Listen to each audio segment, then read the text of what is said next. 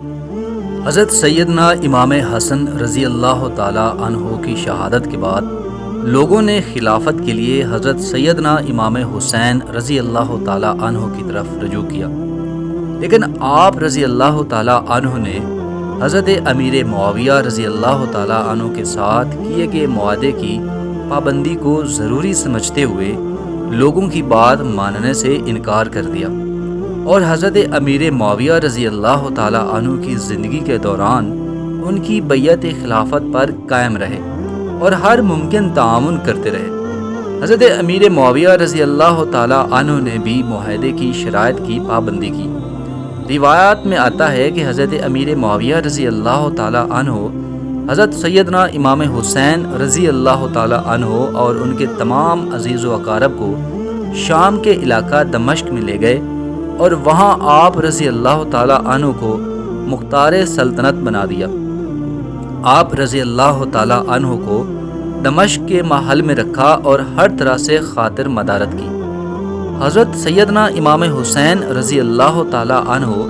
جب بھی دربار خلافت میں تشریف لے جاتے تو آپ کے لیے حضرت امیر معاویہ رضی اللہ تعالی عنہ اپنے دائیں جانب خصوصی نشست لگواتے، اور اگر کہیں جانا ہوتا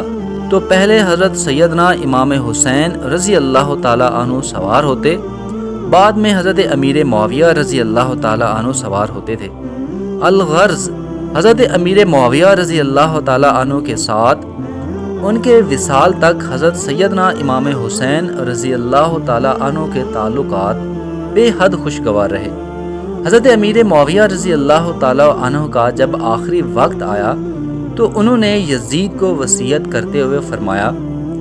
میں تجھے وصیت کرتا ہوں کہ حسین رضی اللہ تعالی عنہ، اس کی اولاد، بھائی بہنوں، رفقا اور تمام بنی ہاشم کے حق میں کہ اپنی حکومت پہ کوئی جدید امر کرنے سے پہلے حسین رضی اللہ تعالی عنہ سے مشورہ کرنا۔ تیرا کوئی حکم حسین رضی اللہ تعالی عنہ کے حکم سے بلند نہ ہو، اور تیری کوئی ضرورت حسین رضی اللہ تعالی عنہ کی ضرورت سے مقدم نہ ہو۔ اس وقت تک ہرگز کھانا نہ کھانا جب تک کہ تو ان کو نہ کھلا لے، اور نہ پانی پینا جب تک کہ وہ نہ پی لے،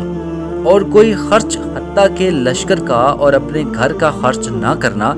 جب تک ان پر خرچ نہ کر لو، اور ہرگز اس وقت تک کچھ نہ پہننا جب تک ان کو نہ پہنا لو۔ خلافت حقیقتاً ان کا حق ہے، اور اگر حسین رضی اللہ تعالی عنہ خلافت طلب کریں یا خود خلافت کا اعلان کریں تو تم ان کی اطاعت کرنا۔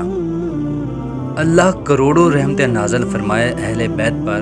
اور حضرت امیر معاویہ رضی اللہ تعالی عنہ پر۔